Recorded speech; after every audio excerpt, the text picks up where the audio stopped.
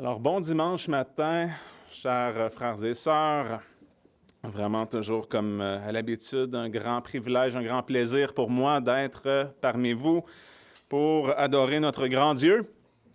Et ce matin, on va poursuivre cette série sur la doctrine de l'adoration, qui est un sujet très important pour moi et j'espère pour vous aussi. Et initialement, j'avais intitulé cette prédication « Les images de Jésus », mais puisque le sujet va couvrir vraiment plus large, c'est vraiment toutes les images religieuses, mais plus spécifiquement les images de Dieu, comprenant les trois personnes de la Trinité, eh bien, j'ai changé ce titre. Alors aujourd'hui, nous allons parler des images de Dieu. Avant tout, on va remettre ce temps de prédication devant notre Seigneur et nous allons nous courber dans un temps de prière. Très cher Père, on est ici présent avec toi. Seigneur, merci de nous faire grâce de ta présence, toi qui nous as promis, Seigneur, d'être à nos côtés tous les jours avec nous jusqu'à la fin du monde. Alors, quel grand privilège d'avoir cette communion avec toi, d'être réunis en famille pour t'adorer. Seigneur, on veut que ta parole soit prêchée et entendue ce matin. Seigneur, on se confie en toi, que tu puisses être avec nous afin que par ton Esprit Saint, tu puisses appliquer cette parole dans nos vies, dans nos cœurs, afin qu'on en soit transformé et qu'on grandisse, bien sûr, dans la grâce et la connaissance de Jésus-Christ, comme ça à quoi tu nous appelles de faire et d'être de plus en plus semblable à Jésus, ton Fils bien-aimé. On a cette confiance qu'il n'y a aucune de tes paroles, Seigneur, qui remonte à toi sans avoir fait l'effet que tu as voulu. Alors, on a cette joie de savoir cette vérité. On se confie en toi, mon Dieu. Sois loué. Amen. Sans plus tarder, nous allons lire ce passage important qui est le deuxième commandement qu'on retrouve du Décalogue qu'on retrouve dans le livre de l'Exode, chapitre 20, les versets 4 à 6. « Tu ne te feras point d'image taillée, ni aucune ressemblance des choses qui sont là-haut dans les cieux, ni ici-bas sur la terre, ni dans les eaux sous la terre. Tu ne te prosterneras point devant elles, et tu ne les serviras point, car je suis l'Éternel, ton Dieu, un Dieu jaloux, qui punit l'iniquité des pères sur les enfants, jusqu'à la 3e et à la 4e génération de ceux qui me haïssent, et qui fait miséricorde jusqu'à 1000 générations à ceux qui m'aiment et qui gardent mes commandements. » Alors, il s'agit bien sûr là du deuxième commandement de Dieu que Dieu a donné à Moïse au mont Sinaï et que Dieu a lui-même gravé sur 2 tables de pierre. Alors, ce commandement concerne bien les idoles et nous enseigne comment Dieu va être adoré, c'est-à-dire certainement pas à travers la créativité des hommes, l'ouvrage de leurs mains, eux qui se forgent des icônes. Dieu veut être adoré en esprit et en vérité et non pas à travers des objets. Mais avant de commencer et d'explorer ce sujet-là plus en profondeur, on va prendre le temps de faire une brève révision de ce qu'on a vu lors de la partie 1. La dernière fois, je vous avais expliqué la différence entre 3 principes d'adoration, c'est-à-dire le principe inventif d'adoration, le principe normatif et le principe régulateur du culte. D'ailleurs, le principe régulateur du culte, qui est notre position, telle qu'enseignée dans notre confession de foi, c'est vraiment la base pour tout comprendre, chaque sujet que je vais aborder au cours de cette série. Alors, premièrement, pour réviser le principe inventif d'adoration, ça c'est la position de l'Église catholique romaine. Le principe inventif dit que l'Église est libre d'établir les paramètres du culte, d'où l'inventivité de certains éléments qu'on retrouve chez les catholiques romains. Comme ils vont prier avec des chapelets, ils vont allumer des lampions, ils ont l'eau bénite, puis ils vont faire un signe de croix, toutes sortes de choses comme ça qu'ils peuvent incorporer. Et dans le fond, c'est que le catholicisme romain va reconnaître à l'Église et à la tradition ecclésiale une autorité pratiquement égale à celle de la Bible. Alors, on peut même retrouver des éléments dans le catholicisme romain qui sont interdits dans la parole de Dieu, tels que d'adresser des prières à des saints, à des hommes. On va retrouver aussi la vénération de Marie, ou même ce qu'eux y appelleraient l'hyperdulie, qui est même une coche au-dessus de la vénération, ainsi que des images de Christ et de nombreuses statues dans leurs églises. Et on pourrait dire que les catholiques romains, tout comme l'Église orthodoxe, sont des iconophiles ou, si vous préférez, des iconodules, c'est un synonyme, c'est-à-dire des amoureux des images, ceux qui vouent un culte à travers des icônes. Alors voilà pour le principe inventif. Le principe normatif d'adoration, il va se résumer comme suit. Tout ce qui n'est pas interdit dans les Saintes Écritures est autorisé pour le culte, tant que cela favorise la paix et l'unité de l'Église. Alors, si on peut voir que dans le principe inventif, il y a même des éléments qui sont interdits dans la Bible, que l'Église a décidé de rajouter quand même, parce qu'ils se donnent cette autorité-là. Dans le principe normatif, ils n'iront pas là. Ils vont dire, si c'est interdit dans les Saintes Écritures, on ne le fait pas, mais si la Bible n'en parle pas, ils vont se donner, en quelque sorte, la liberté de le faire tant que ça ne contreviendra pas à des principes généraux de la parole de Dieu. Et si l'Assemblée est à l'aise avec ça, eh bien, ils pourraient incorporer des jeux de lumière, même un show de boucan pendant leur prédication. Tout va vraiment dépendre de la tolérance de ses membres. Mais on a vu que ce principe normatif d'adoration-là peut ouvrir la porte à certaines dérives, des églises modernes, des églises émergentes qui vont vraiment très loin. On le voit ici, il y a même une femme pasteur. Et là, pour un culte d'un dimanche de Super Bowl, eh bien, ils ont décidé de faire une mise en scène pour faire un botté de la Bible. Alors, ils n'ont pas vraiment de problème avec ça, puisque la Bible ne nous interdit pas explicitement, tu ne botteras pas une Bible pendant le culte.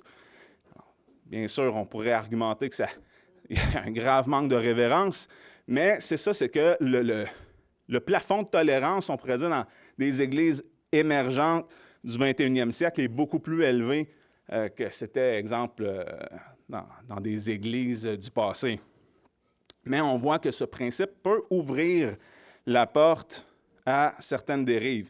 D'ailleurs, j'ai déjà moi-même assisté dans une église à des chants pendant la période de Noël, ils chantaient Jingle Bells.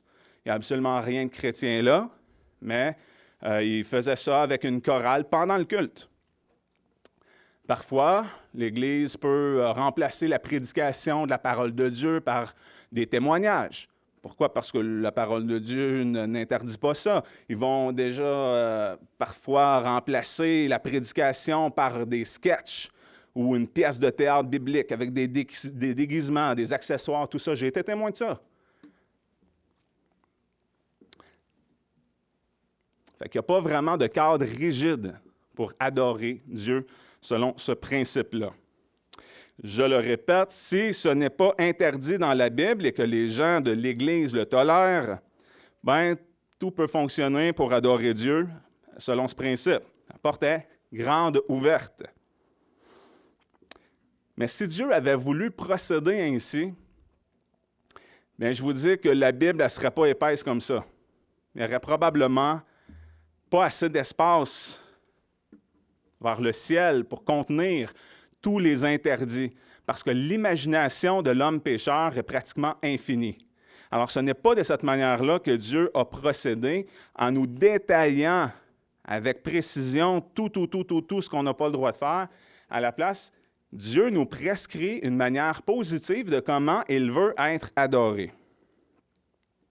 Et c'est ce qui nous amène vers le principe régulateur d'adoration. Là, on voit ici une image là, avec des dérives, là, comme un pasteur qui se balançait sur une boule de démolition, des choses comme ça. C'est ce qu'on veut éviter. Et le principe régulateur, lui, il intervient pour nous dire Nous devons adorer Dieu de la manière dont il s'est révélé et de la manière dont il nous a ordonné de l'adorer dans sa parole.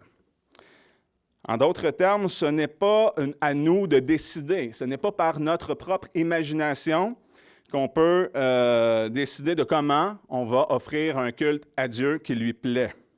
On doit adorer Dieu conformément aux Saintes Écritures.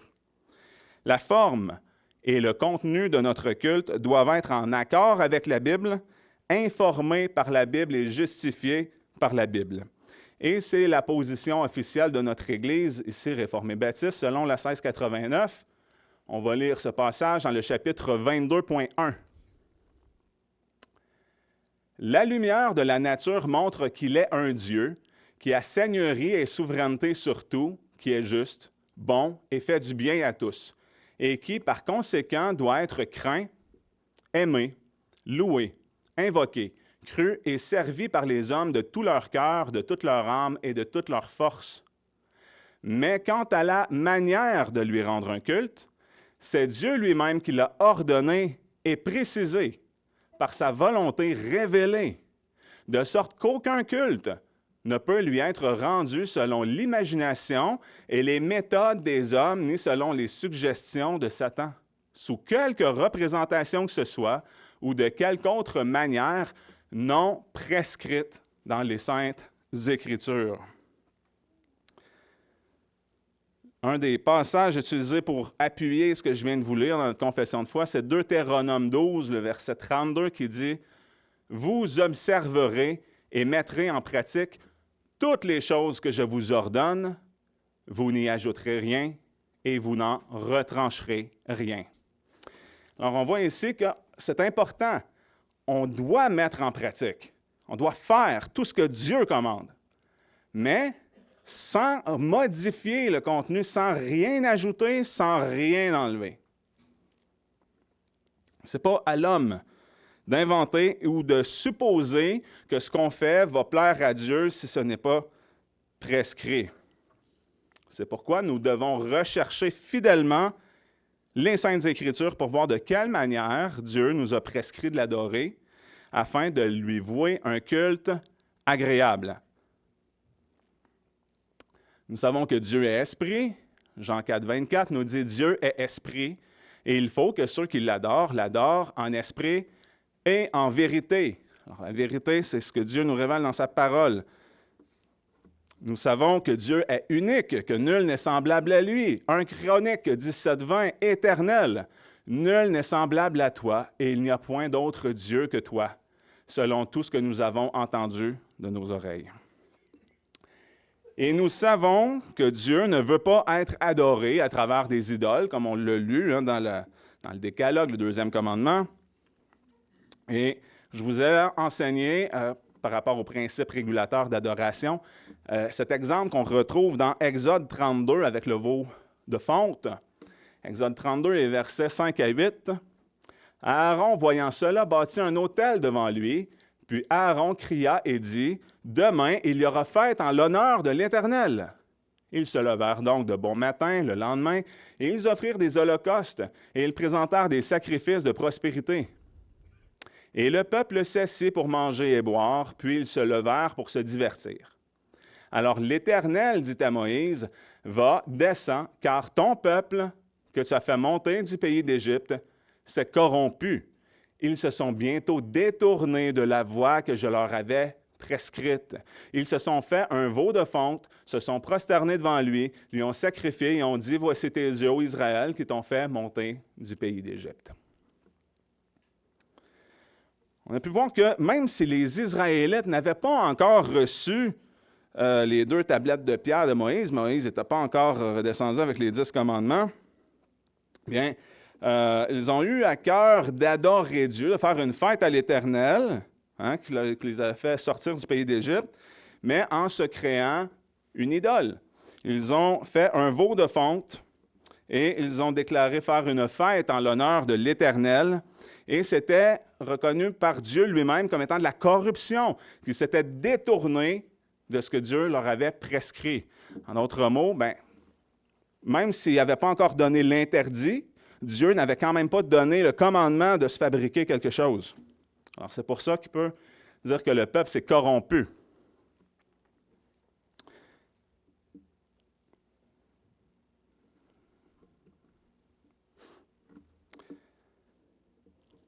On le voit ici, tel que c'est marqué dans notre confession.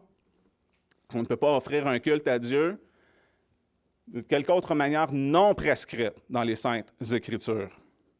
Alors, je le répète, selon le principe régulateur d'adoration, nous devons rendre à Dieu un culte selon ce qu'il nous a lui-même ordonné et précisé dans sa parole. Fin de la révision.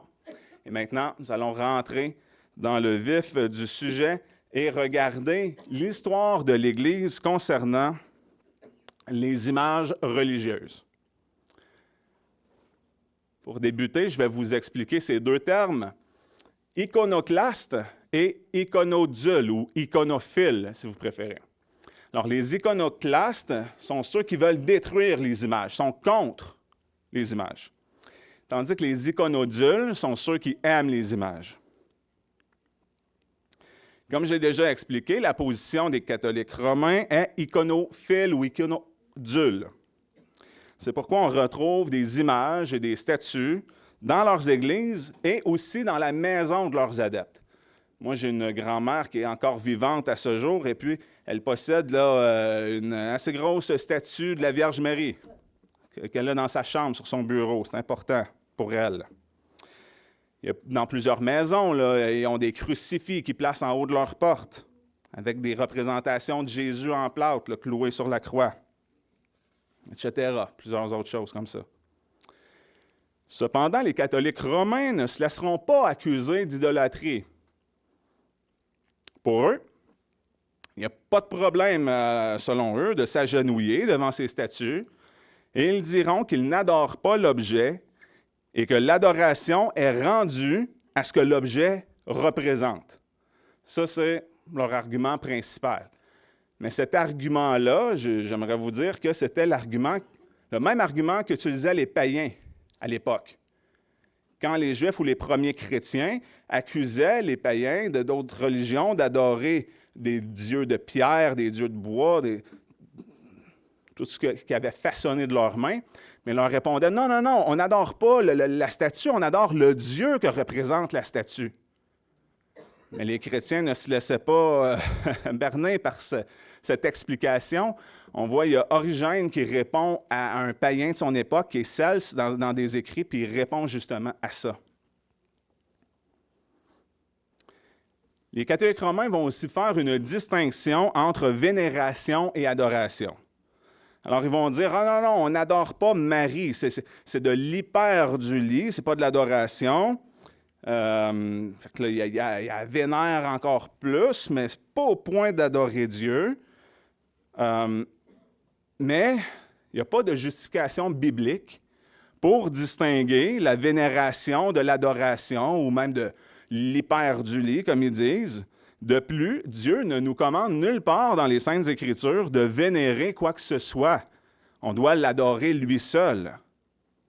Et encore plus, comme on l'a vu plus tôt dans Exode 20, le deuxième commandement stipule que nous ne devons pas fabriquer d'image taillée, ni aucune ressemblance des choses qui sont là-haut dans les cieux, ni ici-bas sur la terre, ni dans les eaux sous la terre, et on ne doit pas se prosterner devant ces images.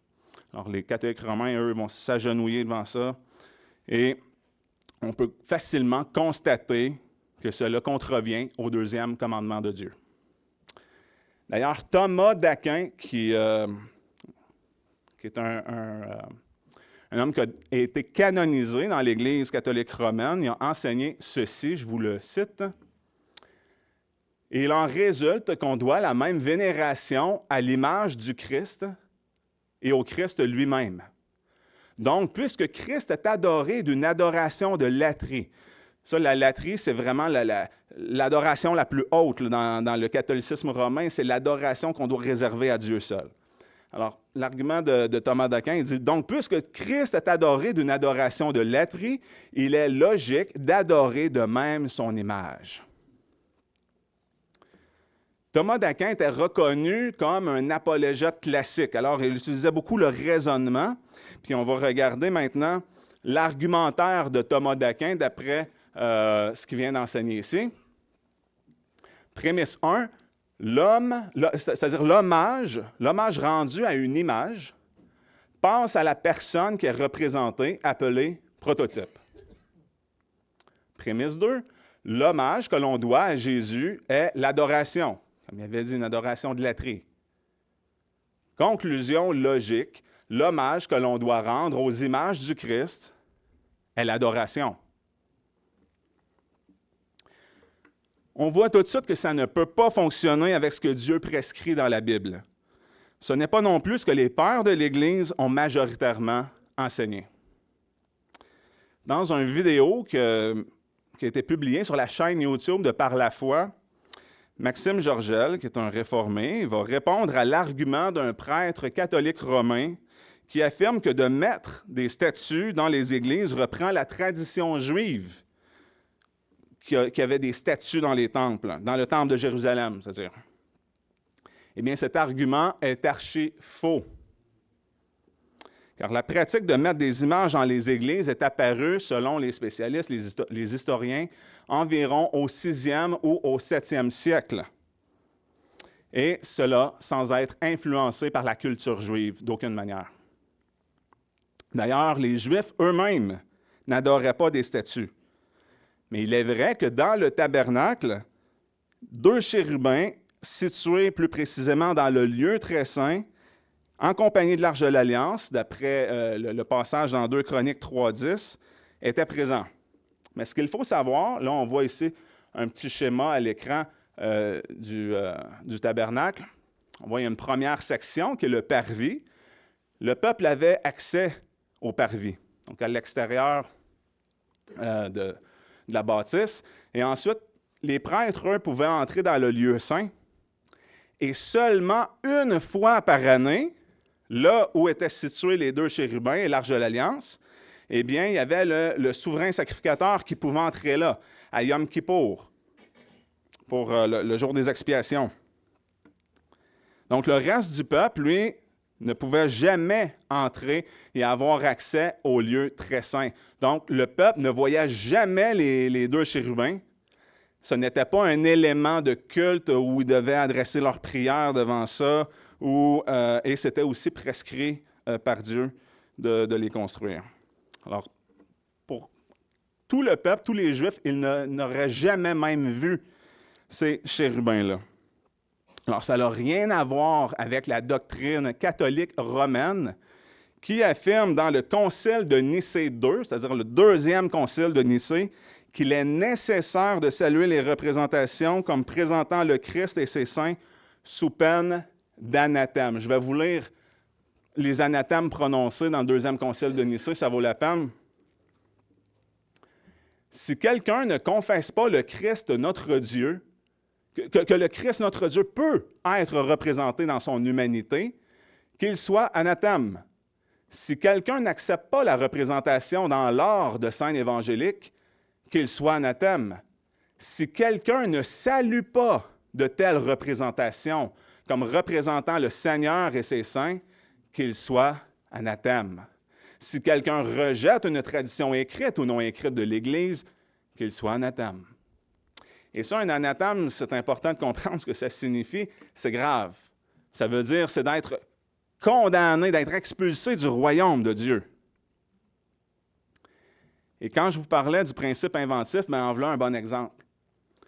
La Bible ne commande nullement de vouer un culte aux images, comme on a vu. Au contraire, Dieu nous interdit de le faire. Mais eux, ils vont dire, si quelqu'un ne salue pas de telles représentations comme représentant le Seigneur et ses saints, qu'il soit anathème. Alors, ils rendent ça obligatoire de saluer ces images-là, de leur vouer un culte. Et ce matin, nous allons parcourir une bonne partie de l'histoire concernant justement les images religieuses. Et je vais davantage concentrer mes citations aujourd'hui sur les réformateurs. Mais la prochaine fois, lorsqu'on va faire la révision, parce qu'on fait tout le temps une petite révision au début de chaque nouvelle partie, eh bien, je vais vous apporter des nouvelles citations, mais cette fois-là, plus axées sur les pères de l'Église. Mais puisque je vous ai aussi affirmé justement que les pères de l'Église étaient contre l'utilisation des images, mais laissez-moi vous raconter cette histoire qui a été employée dans la vidéo de Maxime Georgel, tantôt dont je vous parlais, où il va citer un homme du nom de Saint Épiphane de Salamine, qui était un évêque, un théologien chrétien du 4e siècle. Alors, c'est une histoire fort intéressante. Je vous le lis. « Je suis entré dans l'église pour prier et j'y ai trouvé un rideau suspendu aux portes de la dite église, teint et brodé. Il portait une image du Christ ou d'un des saints. Je ne me souviens pas, à juste titre, de qui était cette image. En voyant cela et en détestant qu'une image d'un homme soit accrochée dans l'Église du Christ, contrairement à l'enseignement des Écritures, je l'ai déchiré et j'ai conseillé aux gardiens du lieu de l'utiliser comme un drap enroulé pour un pauvre. Ils murmurèrent cependant et dirent que si je décidais de le déchirer, il était juste que je leur donne un autre rideau à sa place. Dès que j'ai entendu cela, j'ai promis d'en donner un et j'ai dit que je l'enverrais tout de suite. » Alors, ce que je trouve intéressant, c'est qu'on peut voir que même si le rideau n'était pas un élément de culte, ça pouvait être un élément de décoration ou un élément à des fins pratiques pour peut-être séparer une pièce d'une autre, c'est un simple rideau, eh bien, ça a été suffisant pour que saint Épiphane de Salamine déchire le rideau et débourse de sa poche pour remplacer le rideau idolâtre. Ça le fâchait de voir ça. Ce fut la réaction d'un évêque du 4e siècle. Ça démontre que l'image n'avait pas besoin de faire partie du culte pour déranger. Même si c'était peut-être un élément décoratif, en tout cas, c'était simplement sur un rideau. Le simple fait que l'image soit là a dérangé l'évêque au point où il l'a déchiré, même si ça lui a coûté de l'argent. Et puis maintenant, on va faire un bond dans l'histoire, dans le temps, jusqu'à la première guerre officielle dans l'Église concernant les images religieuses. Alors, bien avant la Réforme, parce qu'il y a eu un iconoclasme au temps de la Réforme protestante, l'Église avait déjà vécu une querelle concernant les images opposant les iconophiles et les iconoclastes. Comme je vous ai dit, avant ça, il n'y en avait pas d'images. À partir du 6e, 7e siècle, ça a commencé à s'incruster dans les églises. Et là, le gros débat se fait au 8e siècle, lorsque l'iconoclasme commence à gagner certains évêques. Et puis, l'empereur Léon III Lysorien va adopter l'iconoclasme en 726 et l'officialisa en 730, lorsqu'il demanda au patriarche Germain Ier de Constantinople d'y souscrire. Le courant de pensée favorable aux images et à leur vénération, appelé iconodulie, rencontra l'opposition de certains évêques ayant adopté l'iconoclasme pour des raisons théologiques sérieuses. Ils invoquaient les interdits qui relèvent de l'Ancien Testament, tels que le 2e commandement, et accusaient les iconodules, c'est-à-dire ceux qui aiment les images, d'idolâtrie. Les iconodules, ou si vous préférez les iconophiles, c'est la même chose, répondirent à ces arguments par des arguments christologiques. Et ça, c'est bien important à saisir, parce que l'enjeu se joue en très grande partie sur notre compréhension au sujet de Jésus-Christ. D'une part, il y a les iconophiles qui revendiquent les images en se basant sur le fait que l'incarnation de Jésus lève l'interdiction des images, et de l'autre côté, les iconoclastes s'opposent aux images puisque Dieu l'a formellement interdit dans sa parole. Alors, les deux camps ont commencé à débattre, mais d'un point de vue christologique. Il y a l'empereur Constantin V qui rédige à la fin des années 740 un traité théologique qui inspirera la définition dogmatique du concile de Hieréria de 754. Ce traité a formulé une doctrine liant la christologie du concile de Chalcédoine en 451 avec l'iconoclasme. Ils vont relier un enseignement qu'on retrouve dans le concile de Chalcédoine pour baser justement leur position iconoclaste dans le concile de Hiéréa.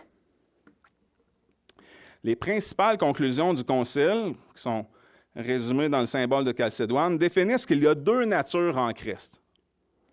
C'est-à-dire un vrai Dieu et vrai homme, parfait dans sa divinité, dans son humanité. Donc une nature 100% humaine, une nature 100% divine.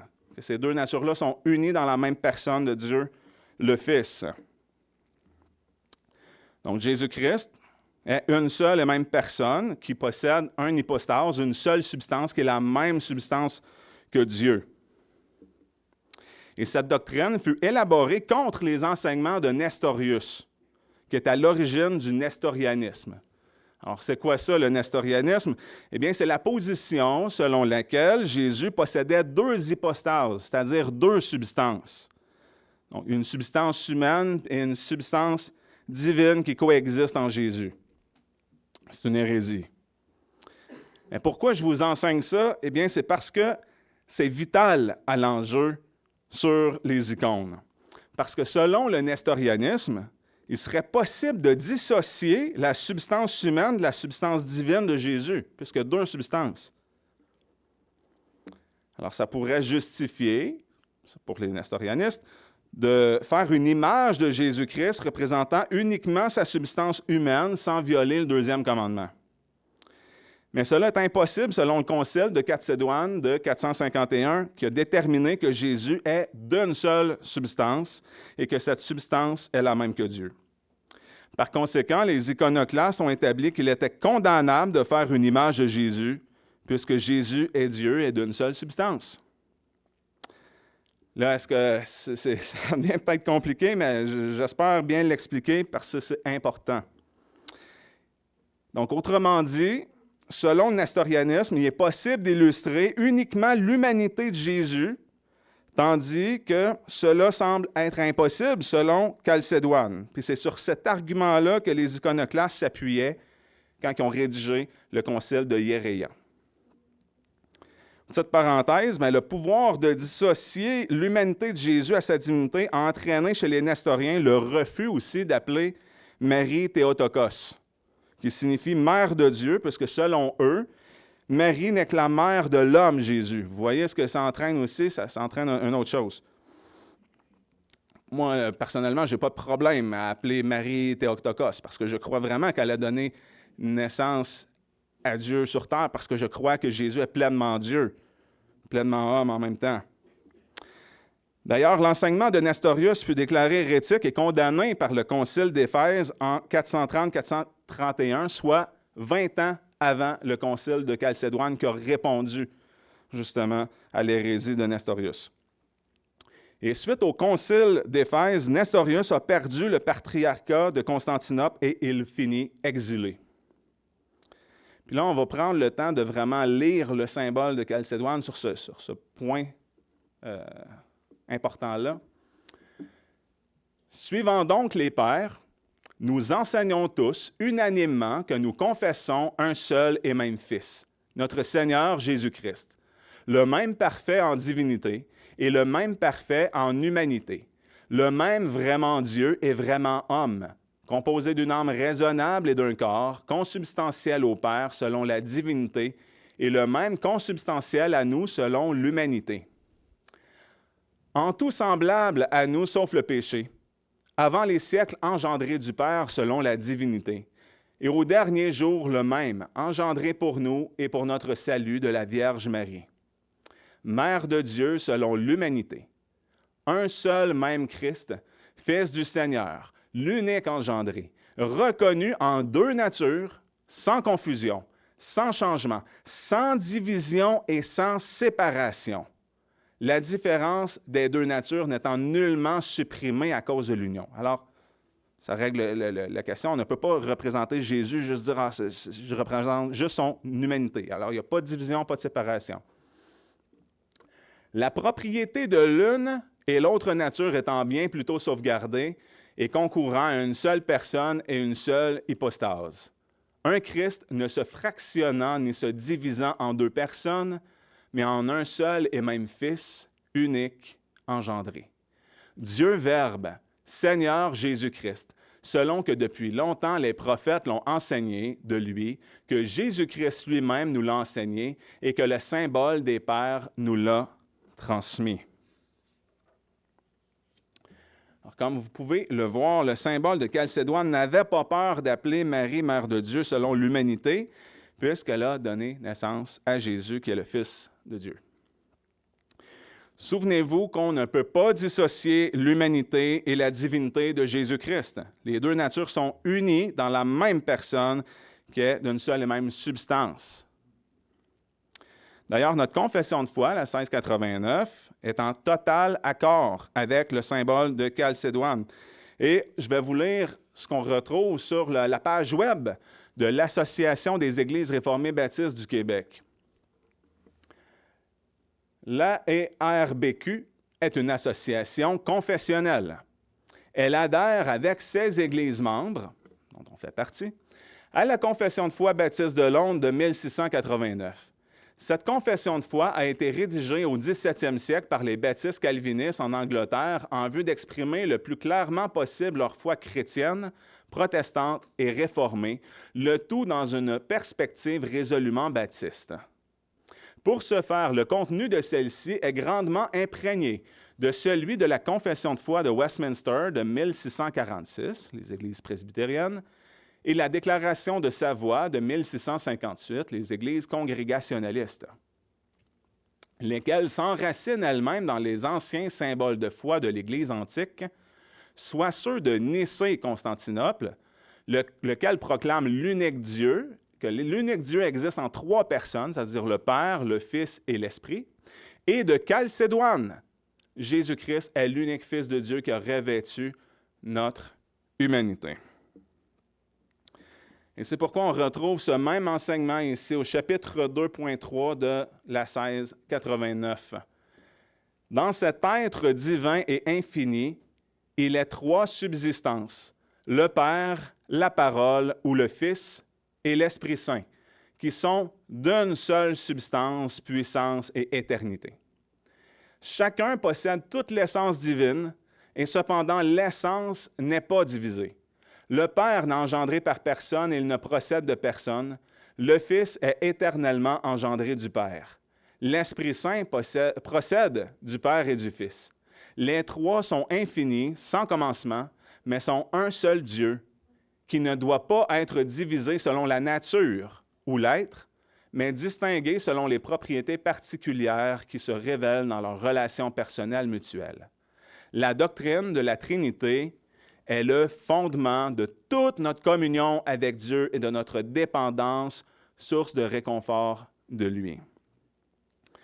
Donc, c'est vraiment important de bien comprendre la doctrine de la Trinité, de bien l'articuler.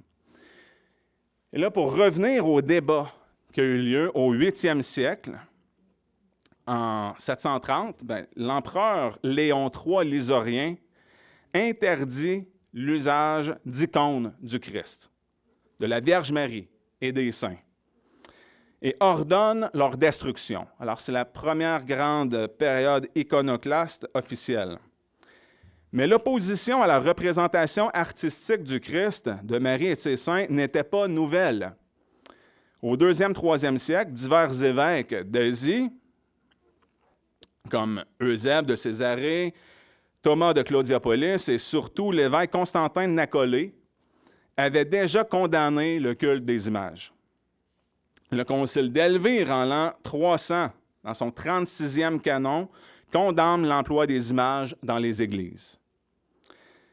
Mais après le triomphe du christianisme sous Constantin, la coutume de représenter Jésus et les saints et de placer des images dans les églises se développe. Une parole de saint Basile de Césarée devient l'un des arguments les plus décisifs pour les iconodules, c'est-à-dire ceux qui aiment les images. Il va dire que l'honneur rendu à l'image passe à ce que l'image représente. C'est repris, cette citation-là de Basile le Grand, celui qui est appelé comme ça dans l'histoire. Le catéchisme de l'Église catholique romaine, le point 2132, dit « Le culte chrétien des images n'est pas contraire au premier commandement qui proscrit les idoles. En effet, l'honneur rendu à une image remonte au modèle original. » Là, il cite saint Basile de Césarée. « Et quiconque vénère une image, vénère en elle la personne qui y est dépeinte. »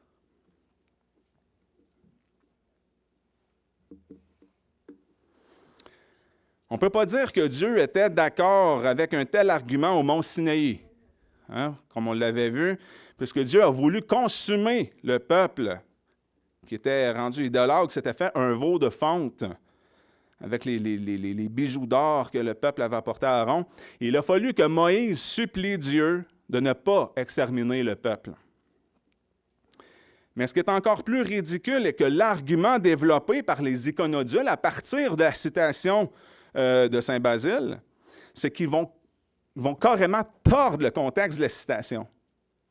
Saint Basile de Césarée, il a vécu, lui, au 4e siècle. Dans ce temps-là, il n'y avait pas d'iconophiles. Ce n'était pas encore répandu.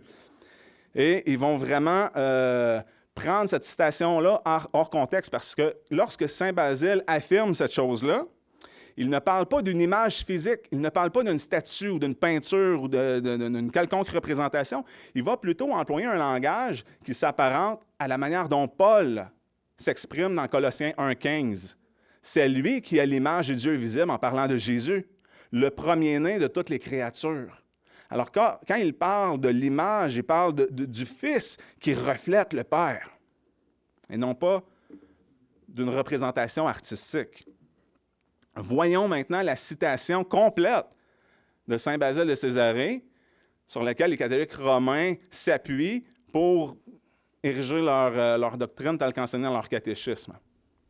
Ça, c'est dans son traité du Saint-Esprit, qui est écrit au chapitre 18.45. Il est écrit « En effet, le Fils est dans le Père et le Père dans le Fils, puisque tel est celui-ci, tel est celui-là, et réciproquement, si bien qu'en cela, ils ne font qu'un. Il s'ensuit que si l'on considère le caractère distinctif des personnes, ils sont un et un, tandis que, selon leur nature commune, les deux ne font qu'un.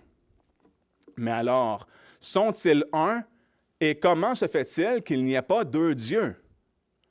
Parce que l'image du roi, on l'appelle roi aussi, et qu'on ne dit pas deux rois, le pouvoir royal ne se dédouble pas. La gloire ne se divise pas. De même que règne sur nous une seule autorité et que le pouvoir en est unique, de même la gloire que nous lui rendons est unique et non multiple, car l'honneur rendu à l'image passe au prototype.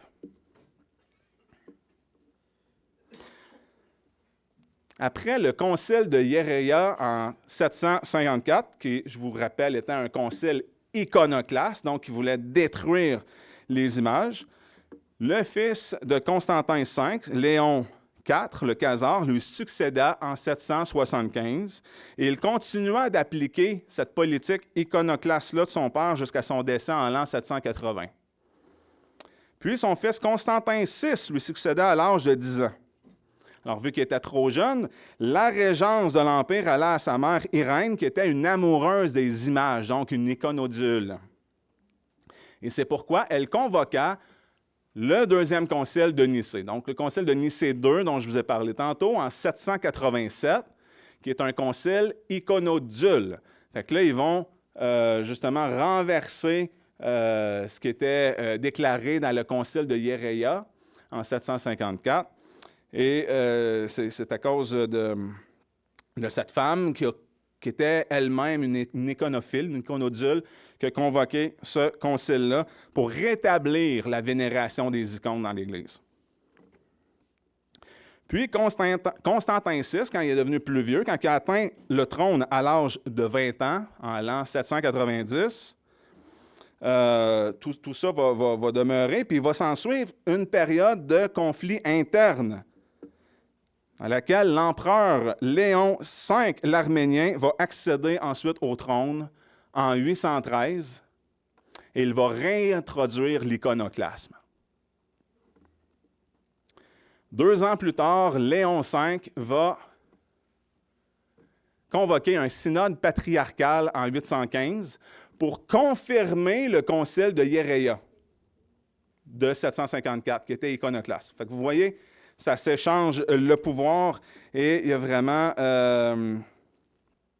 une guerre entre iconoclaste et iconodule. Alors, l'iconoclasme va être maintenu c'est-à-dire Michel II et Théophile, qui sont les successeurs de Léon V, l'Arménien. Puis encore une fois, ça va être sous la régence d'une femme que les icônes vont faire leur retour. À la mort de Théophile, en 842, donc ça va avoir duré peut-être une trentaine d'années, le pouvoir tomba entre les mains de son épouse Théodora, régente pour son fils Michel III, qui était âgé de 2 ans. Alors, dans les 2 occasions, quand l'iconophilie ou l'iconodulie fait son retour en force, c'est à chaque fois qu'il y a un empereur qui meurt et que son successeur il est trop jeune. Puis là, c'est la mère qui prend la place. Alors, Théodora, elle ne perdra pas de temps et elle va convoquer un nouveau synode patriarcal en 843. Et lors de ce synode-là, dans ce synode-là, ils vont condamner le concile de Hiéréa de 754 et le synode patriarcal de 815, et ils vont c'est-à-dire officialiser, rendre œcuménique le 2e concile de Nicée, qui va être déclaré officiel dans l'Église. Et c'est ce qu'ils appellent, bien sûr, le triomphe de l'orthodoxie. C'est appelé comme ça officiellement dans l'Église orthodoxe, catholique byzantine et catholique romain. Les orthodoxes, l'Église catholique byzantine, vont fêter cette fête à chaque année pour commémorer le rétablissement de la vénération des icônes au sein de l'Église. Alors, comme vous pouvez le voir, ce débat fait rage depuis longtemps. Pour les iconophiles, c'est-à-dire ceux qui sont amoureux des images, le simple fait que Dieu se soit incarné lève l'interdiction de l'Ancien Testament, car les apôtres et les disciples du Christ n'ont pas, contrairement aux prophètes de l'Ancien Testament, entendu seulement qu'une voix sans voir d'image. Alors, c'est leur argument. On n'a pas juste vu une voix, on a vraiment vu Dieu, Jésus-Christ incarné en tant qu'homme, tout ça. Mais à ceci, je leur répondrais que Jacob n'a pas créé une idole après avoir lutté avec Dieu, puis que son nom a été changé pour Israël. Vous vous souvenez dans cet épisode dans Genèse 32-30, et Jacob nomma le lieu Péniel, face de Dieu, car, dit-il, j'ai vu Dieu face à face et mon âme a été délivrée. Israël n'a pas pris ça comme un feu vert pour se fabriquer des images de Dieu représentées sous la forme d'un homme. Cependant, les iconophiles ont pris la liberté de faire des images de Christ, même si eux ne l'avaient pas vu. Pourtant, les premiers chrétiens qui, eux, avaient vu et côtoyé Jésus ne l'ont pas fait. Jésus ne s'était pas affairé à peindre son image, à se donner en modèle pour qu'on fasse des statues de lui. Et malgré tout, la position, c'est-à-dire iconophile, a dominé dans l'histoire de l'Église à compter de l'an 843 jusqu'au 16e siècle. Donc, pendant 700 ans, ça a été l'iconophilie qui a été en vigueur dans l'Église. Et c'est là qu'arrive l'iconoclasme protestant au 16e siècle, avec un homme, Ulrich Zwingli, à Zurich, et Jean Calvin à Genève, que plusieurs leaders du protestantisme vont inciter à détruire les images religieuses, les crucifix, toutes les statues. Et selon les protestants, la vénération des icônes était l'équivalent à une adoration idolâtrique. Et on va regarder ce que plusieurs théologiens réformés de cette époque avaient à dire concernant les icônes. Donc là, je vais vous citer plusieurs citations, puis je vais essayer aussi de vous démontrer par les Saintes Écritures comment cela appuie ce qu'eux nous citent. On va débuter avec Ulrich Zwingli, qui dit « Ce ne sont pas des croyants qui vont chercher de l'aide auprès de quelqu'un d'autre que le seul vrai Dieu, C'est ainsi que les croyants se distinguent des non-croyants, des incroyants. Les croyants s'adressent à Dieu seul, tandis que les incroyants s'adressent à ce qui a été créé. En Romains 1, versets 22 à 23, c'est dit « Se vantant d'être sages, ils sont devenus fous. Ils ont changé la gloire du Dieu incorruptible en des images qui représentent l'homme corruptible, et les oiseaux, et les quadrupèdes, et les reptiles. » Ce n'est pas juste de faire des choses mythiques ou des animaux, mais même l'homme corruptible.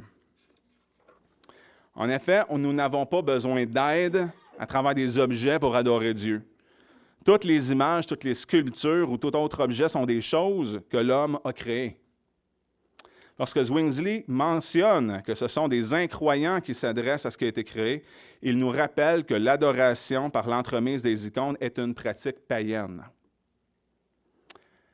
Heinrich Bullinger, dans son commentaire sur la deuxième confession helvétique, il dit « Si en effet le Christ a assumé la nature humaine, il ne l'a pas assumé dans le but de présenter une figure pour la fabrication de statues ou même pour la réalisation de tableaux. Durant tout le temps de sa vie, Jésus n'a pas cherché à être immortalisé par des images, des peintures ou des statues. Il ne s'est pas donné, comme je vous ai dit tantôt, comme modèle auprès d'artistes pour être représenté. Ses nombreux disciples n'en ont pas fait de sculpture. Ils n'ont pas laissé d'instruction non plus à cet effet, que ce soit pendant sa vie ou même après sa résurrection, quand il a été vu même par plus de 500 frères en même temps. L'argument des iconophiles est de dire que Jésus a renversé la chute après sa résurrection au point de restituer l'image de l'homme qui a été créé à l'image de Dieu. Alors, c'est pourquoi ils disent que la résurrection vient de changer l'affaire. La résurrection du Christ, pour eux, renverse l'interdit de l'Ancien Testament de se faire des images. Mais pourtant, Jésus n'a pas plus instruit les apôtres de se fabriquer des portraits de lui après sa résurrection, et Paul n'a jamais donné de telles directives qui vont dans ce sens dans tout le Nouveau Testament, même si Jésus était ressuscité à ce moment-là. On va regarder ce que Paul dit aux Athéniens dans Actes 17, versets 24 à 25. « Le Dieu qui a fait le monde et toutes les choses qui y sont, étant le Seigneur du ciel et de la terre, n'habite point dans les temples bâtis de mains d'hommes. Il n'est point servi par les mains d'hommes, comme s'il avait besoin de quelque chose, lui qui donne à tous la vie, la respiration et toutes choses. » Théologien réformé John Owens, c'est ainsi que les papistes s'illusionnent eux-mêmes. Leurs affections charnelles sont excitées par leur sens extérieur à se délecter des images du Christ, de ses souffrances, de sa résurrection et de sa gloire en haut. Ils se persuadent ainsi qu'ils contemplent la gloire du Christ lui-même, et cela avec un amour et grand plaisir. Mais comme il n'y a pas la moindre représentation véridique du Seigneur Christ ou de sa gloire dans ces choses, qui se limite absolument à l'Évangile seul, et que cette façon de l'essayer a été sévèrement interdite, ils ne font que s'amuser de leur propre tromperie. Isaïe 2,8, son pays est plein d'idoles, ils se prosternent devant l'ouvrage de leurs mains, devant ce que leurs doigts ont façonné. Alors même si les païens avaient beau dire non, on n'adore pas des dieux de pierre, tout ça, c'est notre adoration va à la divinité que ça représente, ça n'empêche pas des textes comme celui-ci dans Isaïe. Argument est invalide. Notre Créateur nous répète à maintes reprises que nous ne pouvons pas le contempler à travers des œuvres humaines. C'est à travers sa parole que nous devons l'admirer. Les iconophiles font une distinction entre adorer et vénérer. Pourtant, ils disent adorer ce que l'image représente. Alors, à quoi bon vénérer une image que Dieu a interdite de faire? De plus, l'Écriture ne nous commande nulle part de vénérer des choses matérielles, mais d'adorer Dieu seul. Et Martin Luther va abonder dans le même sens que la représentation véridique du Christ se limite à l'Évangile seul. Dans son commentaire sur Galates, il va dire « Il n'y a pas de peintre qui puisse, avec ces couleurs, vous présentez le Christ d'une manière aussi vivante que je l'ai fait par ma prédication. Et pourtant, vous restez lamentablement ensorcelés. Ici, Martin Luther commentait sur Galates et il démontre que c'est par la prédication de la parole de Dieu que Jésus est dépeint devant nos yeux et non pas par une représentation artistique quelconque. Cela dit, je veux préciser que Luther n'était pas un iconoclaste. Néanmoins, son commentaire sur Galates est bon. Galates 3.1, « Ô Galates dépourvus de sens, qui vous a fasciné pour que vous n'obéissiez plus à la vérité? Vous, aux yeux de qui Jésus a été vivement dépeint et comme crucifié en vous. » Il a été dépeint par la prédication de la parole. Jean Calvin dit essentiellement la même chose que Luther et Owen sur ce point. On le voit dans l'Institution de la religion chrétienne. Le Christ est représenté devant les yeux comme crucifié par la véritable prédication de l'Évangile. Thomas Watson, dans les 10 commandements, page 61, « Les romanistes font des images de Dieu le Père, le peignant sur les vitraux de leurs églises comme un vieillard, et une image du Christ sur le crucifix. Et parce que c'est contraire à la lettre de ce commandement, ils l'effacent sacrilègement de leur catéchisme et divisent le 10e commandement en deux. » Connaissiez-vous ce fait-là? C'est grave, là. Écoutez, l'Église catholique romaine a fait quelque chose de très, très grave. Ceux que Thomas Watson appelle les romanistes, c'est-à-dire les catholiques romains, ils ont enlevé de leur catéchisme le 2e commandement qui nous dit de ne pas se fabriquer d'idoles. Et puisqu'ils doivent conserver 10 commandements, bien, ils en ont rajouté un. Fait qu'ils subdivisent le 10e commandement pour en faire 2. Voici la preuve. Ça, j'ai trouvé ça sur un site web catholique romain officiel là, de la paroisse de Saint-Joseph. En petit, on voit le lien. Mais ils présentent, selon leur catéchisme, les 10 commandements de Dieu. Alors, c'est très petit, je l'ai grossi. Alors, on voit que le 2e commandement, tel qu'on a lu dans Exode 20 tout à l'heure, il a été changé. C'est rendu « Dieu en vain, tu ne jureras ni autre chose pareillement ». Fait, ce qui est pour nous le 3e commandement, si on y va dans l'ordre, hein, « Seul Dieu tu adoreras ». Ensuite, tu ne te feras pas d'idole. 3e, tu ne prononceras pas le nom de Dieu en vain. Oups, là, c'est rendu leur 2e parce qu'on a enlevé le 2e. 4e commandement, bien sûr, tu travailleras 6 jours et tu te reposeras le 7e jour. 5e commandement, honore ton père et ta mère afin que tu sois heureux et que tes jours soient prolongés sur la terre. 6e, tu ne tueras point. 7e, tu ne commettras pas d'adultère. 8e, tu ne déroberas point. 9e, qui est supposé d'être « tu ne commettras pas de faux témoignages contre ton prochain », là, c'est rendu « l'œuvre de chair ne désirera qu'en mariage seulement ». Chose qu'on ne retrouve pas dans le décalogue officiel mentionné dans Exode 20.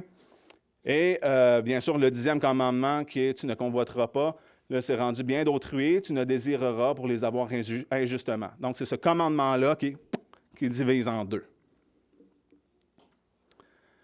Matthieu 5, 18, Jésus-Christ dit « Car je vous le dis en vérité, jusqu'à ce que le ciel et la terre aient passé, il ne passera pas de la loi un seul iota ou un seul trait de lettre que tout ne soit accompli. » C'est quelque chose qu'on ne peut pas prendre à la légère, là. On ne peut pas supposer qu'on peut changer quoi que ce soit à la parole de Dieu. C'est encore plus grave de vouloir changer la loi morale de Dieu que Dieu a lui-même écrite dans la pierre. Les 10 commandements ne sont pas les 10 opinions de Moïse. C'est la loi de Dieu. Et Jésus-Christ lui-même nous instruit qu'il n'y a rien de la loi qui va passer tant que le ciel et la terre soient passés. Puis, je ne sais pas si vous êtes d'accord avec moi, mais le ciel et la terre sont encore là ce matin, chers frères et sœurs. Alors, la loi morale de Dieu subsiste. Martin Bucer a écrit « Les images sont interdites par le premier, intéressant, et le 2e commandement, parce qu'elles conduisent toujours à l'idolâtrie. qu'installer des images dans les églises, c'est inviter à l'idolâtrie. C'est spirituellement qu'il faut adorer Dieu et non par des images, et le vrai chrétien ne doit pas prêter attention aux choses créées. Les images sont mauvaises et elles mettent Dieu en colère. Dieu n'est pas indifférent à l'idolâtrie. Dieu a envoyé des nations entières en exil à cause de leur idolâtrie. Puis combien de fois Dieu a jugé le peuple d'Israël à cause de ce péché? C'est quelque chose que le Seigneur déteste. Il ne laissera pas les idolâtres impunis. Romains 10, versets 24 à 25. C'est pourquoi Dieu les a livrés à l'impureté, selon les convoitises de leur cœur, en sorte qu'ils déshonorent eux-mêmes leur propre corps, eux qui ont changé la vérité de Dieu en mensonge et qui ont adoré et servi la créature au lieu du Créateur, qui est béni éternellement. Amen. Encore une fois, Thomas Watson, toujours dans les 10 commandements, dans son écrit à la page 63, « Prenez garde à toutes les occasions d'idolâtrie, car l'idolâtrie est un culte rendu au diable. » On ne pourrait pas donner un avertissement plus clair. C'est d'ailleurs de cette façon que l'apôtre Jean conclut sa première épître, ici dans 1 Jean 5, 21, après avoir nous dit de précieuses vérités, il conclut en disant « Petits enfants, gardez-vous des idoles. » Amen.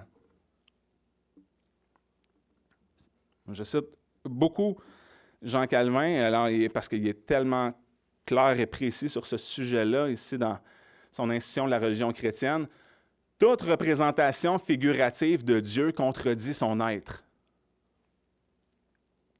C'est évident que toute représentation de Dieu contredit qui Dieu est dans son essence, dans sa personne, car nul n'est semblable à lui.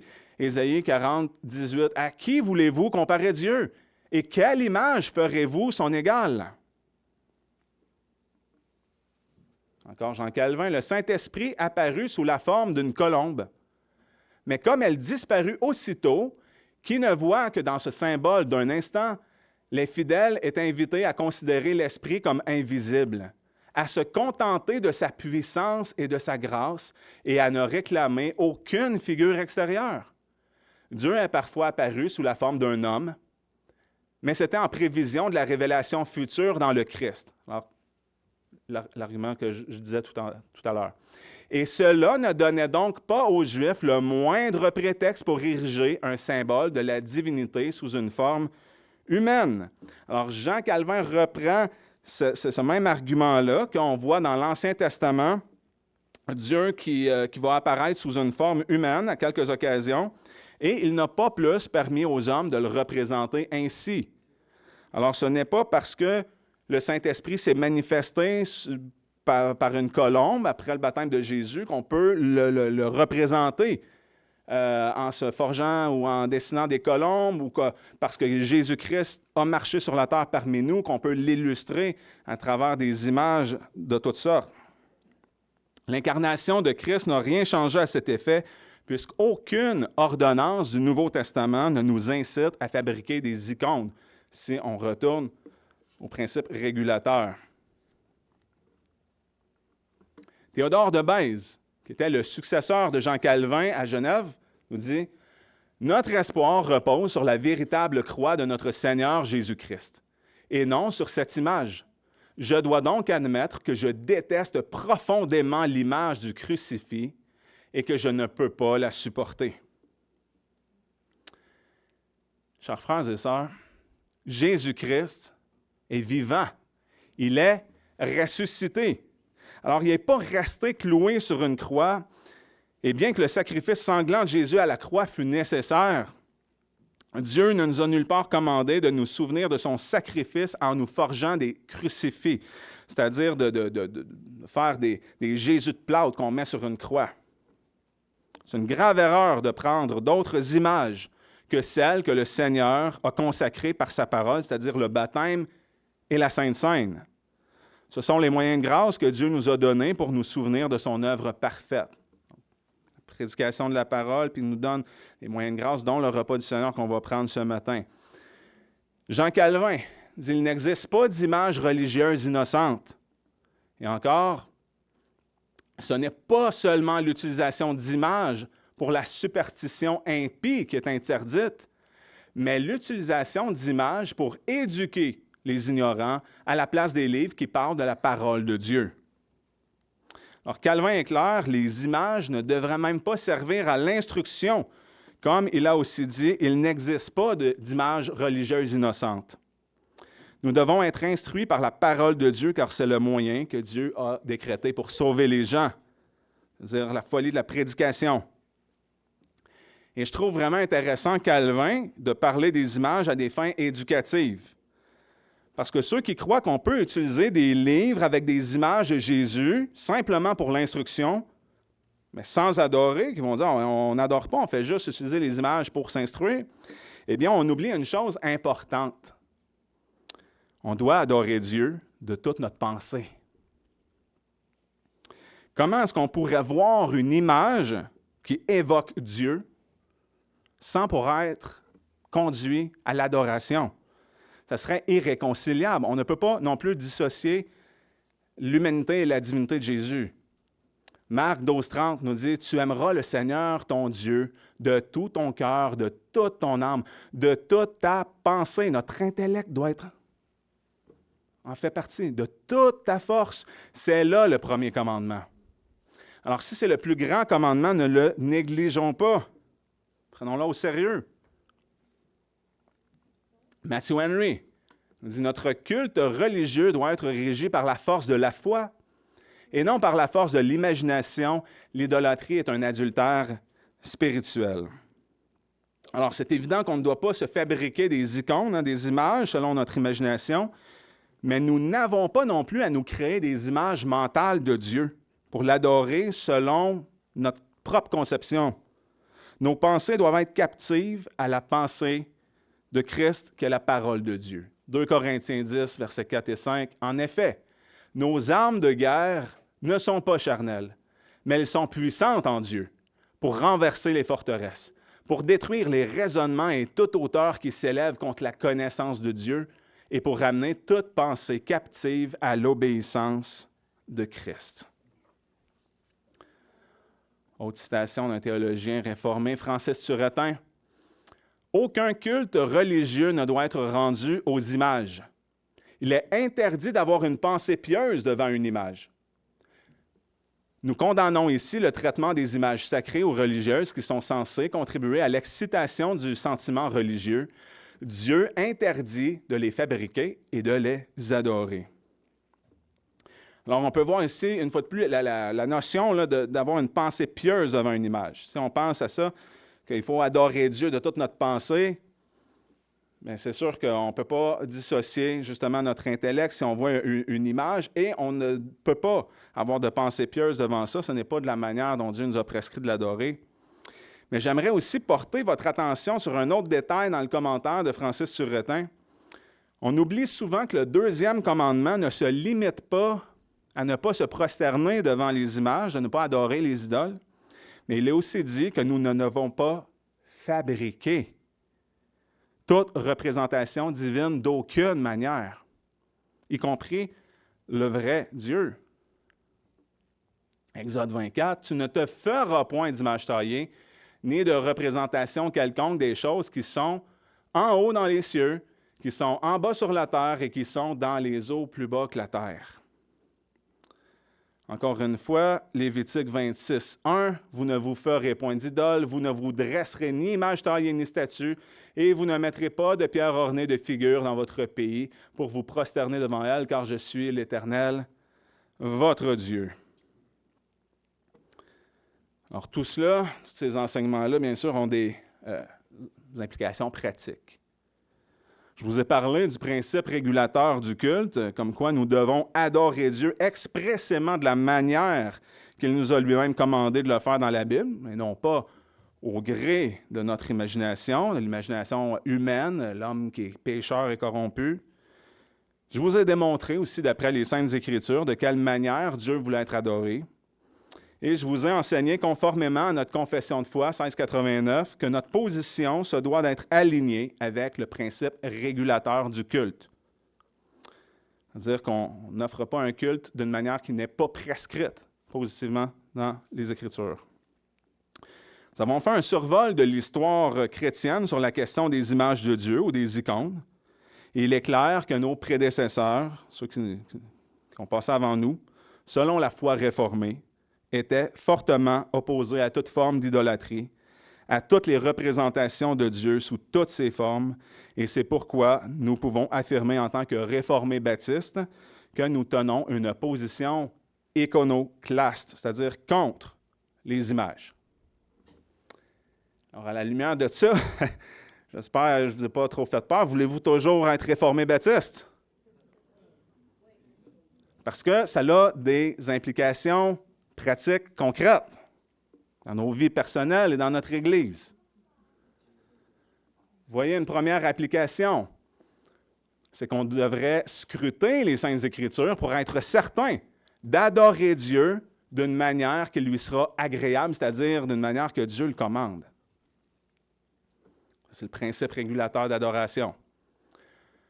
Deuxièmement, nous devons prendre garde pour ne pas succomber aux traditions des hommes et se limiter à ce que Dieu nous prescrit pour l'adorer. Alors, ce n'est pas, telle église ou eux autres, ils font ça de même, puis c'est permis, puis ils le tolèrent. Non, on se limite. On sait que l'autorité finale, c'est la parole de Dieu. C'est elle qui nous dirige. C'est notre lampe qui éclaire nos vies, qui nous guide sur le sentier de la droiture, et on veut faire ce que Dieu nous commande. Troisièmement, nous ne pouvons pas incorporer dans notre culte ou dans l'Église des éléments que Dieu n'a pas instaurés, comme par exemple un sapin de Noël. Personnellement, moi, je vais vous le dire, là, j'ai rien contre les sapins décorés. Je trouve ça beau, là. C'est très, très beau. Et j'en ai même déjà décoré pour moi à la maison avec ma famille. On fait une activité, puis on est même déjà allé dans le bois. On s'est même scié un sapin, on s'est coupé ça. Puis on a fait une activité, puis on l'a décoré, puis les enfants étaient bien joyeux. C'était très, très beau. Ça met de la vie. Je sais que ma femme, des fois, est un petit peu déprimée en hiver. Il y a une absence de végétation. Alors, ça fait du bien. Ça égaye, ça met de la joie. Mais ça demeure qu'un simple sapin. Et il n'y a pas de vénération, il n'y a pas d'acte d'adoration, rien. Ce n'est pas un élément de culte. Puis on pourrait dire, bien là, de placer un sapin dans l'Église, ce ne serait pas non plus de l'adoration, de la vénération, quoi que ce soit, mais on est quand même ici un lieu de culte. Alors, on fait attention à ça. On ne veut pas non plus être une occasion de chute. Je sais que il y a peut-être des gens qui vont dire, oui, mais ça, c'était d'origine païenne, peut-être dans certaines religions qui utilisaient le sapin pour vouer un culte à des dieux étrangers, des choses comme ça. Alors, on fait attention de ne pas incorporer des aliments, pas des aliments, mais des éléments comme ça qui pourraient être offensants et pour nos frères et sœurs et envers Dieu lui-même. Alors, on garde le culte vraiment épuré et on se limite à ce que Dieu nous commande pour l'adorer. Quatrièmement, nous ne pouvons pas garder dans nos maisons ou dans nos églises des idoles. Alors, il faut faire le ménage de nos foyers. On devrait bannir tous les crucifix, tous les objets de superstition auxquels on pourrait être attaché, toutes les images de Dieu, y compris les images de Jésus et du Saint-Esprit. D'ailleurs, certains pourraient penser à la croix huguenote, qui est pourtant un symbole protestant créé vers la fin du 17e siècle. Sur cette croix, on voit souvent que Dieu le Saint-Esprit est représenté par une colombe. Et bien que cette croix fut d'abord créée vers la fin du 17e siècle, son engouement est un phénomène assez récent dans l'histoire. Ça, c'est d'après même le musée virtuel du protestantisme. Et même si son origine est protestante, ce ne sont pas tous les réformés qui sont à l'aise avec cette croix. D'ailleurs, il y a une variante de la croix huguenote où ils enlèvent justement la représentation du Saint-Esprit par la colombe et ils vont le remplacer par ce petit pendentif qui est le trissou pour symboliser soit le sang des martyrs ou faire une allusion à la sainte ampoule qui servait au sacre des rois de France. Personnellement, moi, je suis d'avis qu'on n'est jamais trop prudent avec l'idolâtrie. Et on va voir ce que le grand catéchisme de Westminster dit à la question 109. Quels sont les péchés interdits dans le deuxième commandement? Réponse. Les péchés défendus dans le deuxième commandement sont toute invention, recommandation, prescription, utilisation et approbation de quelque façon que ce soit de tout culte religieux non institué par Dieu lui-même, tolérer une fausse religion, la fabrication d'une quelconque représentation de Dieu, que ce soit de toutes les personnes ou de n'importe laquelle d'entre elles. On parle des personnes de la Trinité. Que cela soit intérieurement dans notre esprit ou extérieurement par une image ou représentation de n'importe quelle créature. De toute adoration de celle-ci ou de Dieu en ou par elle, la fabrication de toute représentation de faux dieux, toute adoration de ceux-ci au culte qui leur soit consacré, toute invention superstitieuse qui corrompt le culte de Dieu, y ajoute ou y soustrait, qu'elle soit inventée ou adoptée de nous-mêmes, ou alors reçue d'autres par tradition, même à titre d'antiquité, de coutume, de dévouement, de bonnes intentions ou d'un quelconque autre prétexte, la simonie, le sacrilège, toute négligence, dédain, entrave et opposition au culte et ordonnances que Dieu a fixées. Alors, je crois que c'est assez clair dans cette réponse de ce grand catéchisme. La fabrication d'une quelconque représentation de Dieu, peu importe la personne de la Trinité, que ce soit du vrai Dieu ou de faux dieux, est interdite. Alors, même si depuis l'an 2000, il y a l'Église réformée de France qui a décidé d'incorporer dans son logo officiel la croix hunote avec la colombe pour représenter le Saint-Esprit, je préfère m'en abstenir. Comme on avait cité tantôt, un des réformateurs du passé, ce n'est pas parce que d'autres font ça, hein, ce n'est pas par la tradition des hommes ou quoi que ce soit qu'on doit adopter ou adapter notre culte, ce n'est pas parce que les autres le font que c'est correct. Soyons prudents. Alors, le but n'est pas d'offusquer personne, d'offusquer qui que ce soit, mais puisque ma conscience n'est pas tranquille sur ce sujet-là, j'ai demandé à notre diacre Guy Benoît de modifier ou de retirer le vitrail de la bibliothèque qui affiche une colombe comme représentation du Saint-Esprit. Alors, par charité chrétienne, si jamais vous n'êtes pas d'accord avec ma décision, bien, je vous prierai de le respecter. On ne veut pas être la chute de personne. Eh bien, moi, je ne prends pas ce sujet-là à la légère. Cinquième implication pratique. Si les images de Jésus sont bannies, cela veut aussi dire que nous ne pouvons pas endosser tout matériel éducatif ou de divertissement qui utilise des représentations de Christ, de Dieu en général. Comme par exemple des livres pour enfants illustrés avec des images de Jésus à l'intérieur, des dessins à colorier de Jésus, des peintures, des dessins animés pour enfants avec Dieu représenté, des pièces de théâtre, où un acteur pourrait personnifier Jésus. Ça peut même inclure les films sur la vie de Jésus, parce qu'on ne pourrait pas regarder un film sur la vie de Jésus, puis être exposé à ça, puis demeurer complètement neutre. On ne peut pas dissocier notre intellect de l'adoration. Alors, dès qu'on entend parler de Jésus, nous sommes conviés à l'adorer, et ça ne doit surtout pas se faire selon la personnification d'un acteur d'Hollywood. Comme je l'ai dit, ça a des implications pratiques, tout cela. Jean 4, 23, « Mais l'heure vient, et elle est déjà venue, que les vrais adorateurs adoreront le Père en esprit et en vérité, car le Père demande de tels adorateurs. » Alors, il n'y a pas de lieu physique spécial, il n'y a pas d'objet spécial pour ça. On adore Dieu en esprit et en vérité. C'est ce que Dieu le demande, ce n'est pas ce que Dominique Rousseau demande. C'est ce que Dieu veut. Alors, en conclusion, Dieu est digne d'être adoré. Mais encore faut-il le faire avec prudence, c'est-à-dire avec révérence, car Dieu est un Dieu jaloux et un feu dévorant. À Dieu soit le règne, la puissance et la gloire pour tous les siècles. Dieu désire être adoré comme il l'a lui-même révélé dans sa parole. Hébreux 12, versets 28 et 29.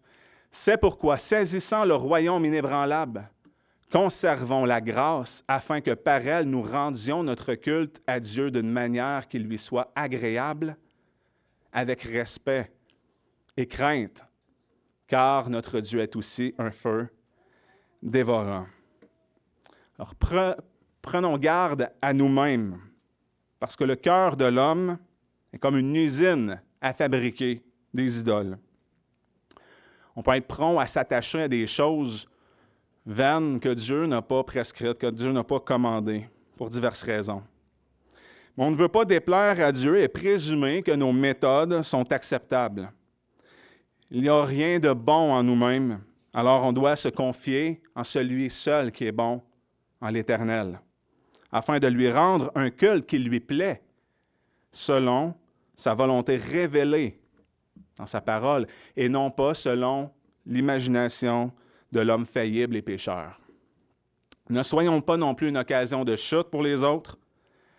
Adorons Dieu sobrement, tel que commandé explicitement dans les Saintes Écritures, et de cette manière, nous serons certains de lui offrir un culte agréable. Que Dieu nous fasse grâce et nous guide. Je vous remercie beaucoup pour votre attention. Maintenant, prenons le temps de se courber en prière. Ô très cher Père, que celui qui se croit debout prenne garde de tomber.